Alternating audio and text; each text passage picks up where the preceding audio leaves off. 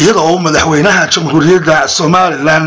ee hadda talada lagu wareejiyay Muuse Biixi Cabdi uu soo saaray liiska golihiisa wasiirada ayaa qaybaha kala duwan ee dadweynaha reer Gabiley ay aragtiyo kala duwan ka bixiyeen golahaasi kuwaasi oo intooda badan ku hambalyeeyay madaxweynaha sida uu soo xulay golahaasi waxaa dhisantay dawladii kulmiye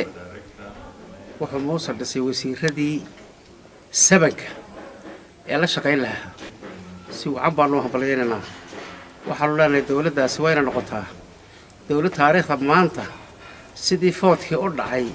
iyana taariikhda u gasha wadankana si uu wax uga qabata iyana dhaliil dambe arkin waxaan leenahay dawladda u dhisay iyo madaxweynaha aad iyo aad baan u hambalyeynaa waa in shaqada dambe ee la qorayo ee harsanna ay noqotaa laga fuuliyaa dhalinyarada bila camalka ah ee suuqyada joogta ee ka soo baxday jaamacadan koolashada ah waa jaamacad la leeyahay ee nabadu ku hamad jabeen waa in laga qortaa dhalinyarta hambalyo direynaa wasiirka wasaaradda isgaarsiinta teknolojiyadda Cabdiweli Sheekh Cabdilaahi Suufi Jibriil waxaan leenahay hambalyo ilaahay xilka weynaa kugu asturo madaxweynaha jamhuuriyadda Soomaaliland mudane Muuse Biixi Cabdi waxaanu sidoo kale ku hambalyeynaa dawladda dhammaystiran marka la eego dhan walba ee aan ku qanacsanahay ee xisbigii kulmiye ka turjumaysa ee uu soo dhisay hambalyo waxaan hambalyo aad iyo aad u sareysa u diraya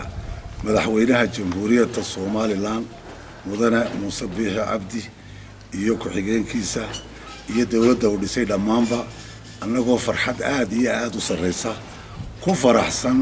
tallaabada uu qaaday ee geesinimada iyo raganimada iyo wixii laga filayay dawladda cusub ee uu soo dhisay madaxweynaha Soomaaliland Muuse Biixi Cabdi iyo ku-xigeenkiisa waxaan leenahay hambalyo waxaan leenahay madaxweynaha waad abaartay magacaabistaad magacaabiday golo wasiiro quality iyo tay iyo waxbarasho aqoon leh xaqiiqatan madaxweyne waan ku barbar taaganahay khaasatan annagu hadaan nahay dhalinyaradii magaalada Gabiley magacaabistaad magacaabiday Dr. Cabdiweli oo PhD holder oo aqoonteeda leh oo masarka aad siisay kartideeda iyo ka soo bixidiisa bal aad iyo aad baan u hambalyeynaa madaxweyne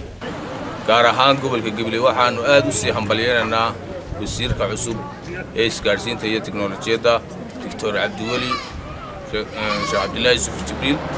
oo uu ku soo doortay aqoonta iyo waayo-aragnimada uu leeyahay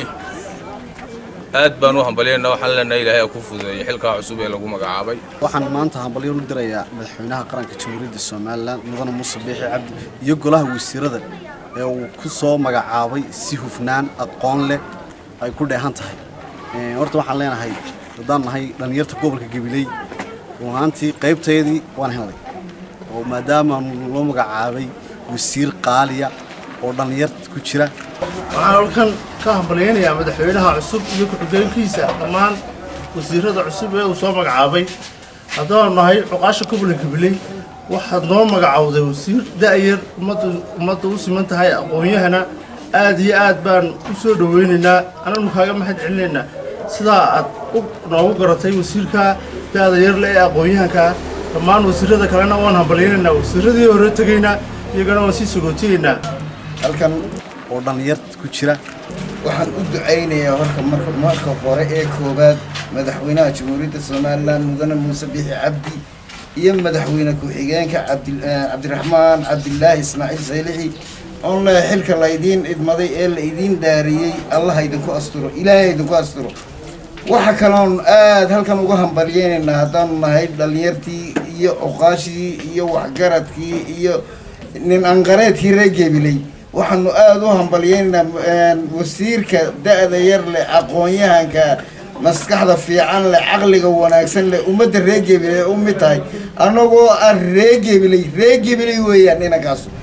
waa aqoon loo baahnaa waa aqoon la sugayay waa aqoon anfici doonta ummadda reer Gabiley ee madaxweynuhu u idmaday inuu wasiir uga dhigo ninkaasi annaguna waanu ku qanacsanahay waanu ku faraxsanahay waanu ku raacsanahay madaxweynaha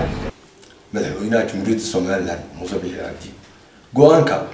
geesinimada leh ee uu ku soo xushay golihiisa wasiirada ee daayirta u badan tahay haddaan gaar ahaan gobolka Gabiley nahay waxaan aad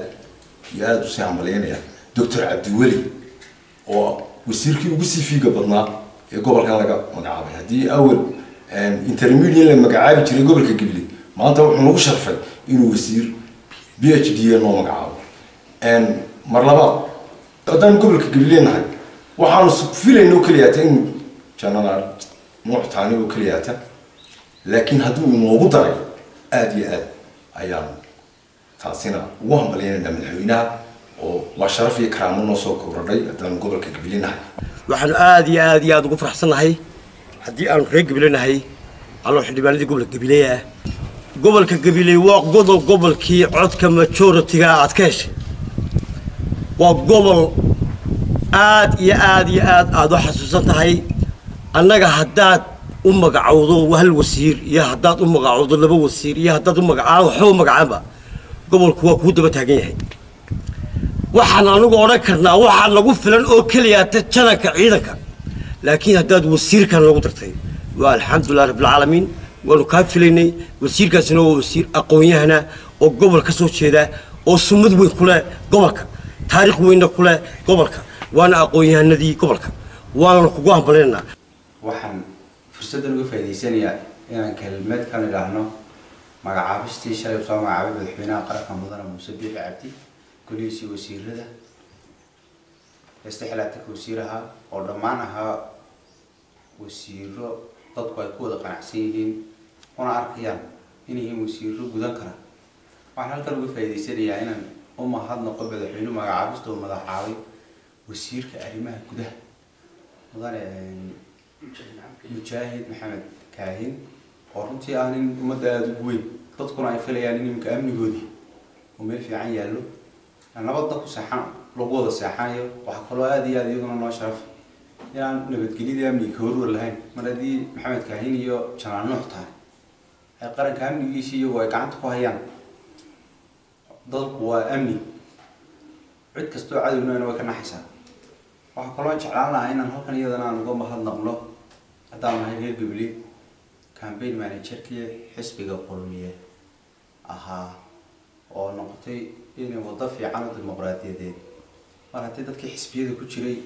حتى يتهوسير كي هرمريت الجديد كويس إنه كامبين مانجر كساحلها كي قبلي إسمه أنت وسير كي تكنولوجيا دي سكارسين والخام مدحونه وحنا قاعد بعضه إنه قف كهدوه بهي إنه مضى يتلادي مسير كذا كتري إنه حسب وقصاب بيرو حسب وحصاب وشذا تدنا حسب ولا قصور رح مجعبه مدحونه ثاني وقت ما هتصنت وسير عبدولي وعامل بيهدي هالدرا وما أنت دي قبلي قدي جاي صارت لبي بيهدي من نوجي كيلو سعره على مجعبه وسير كا قرشيد يوسير كا تكنولوجيا وحنا لنا كوي قبلي وحي هذه برته وسعيد نوح كبار سعيد مدوبي تلفزيون عالمي اريال قبل كعقارن اي قبلي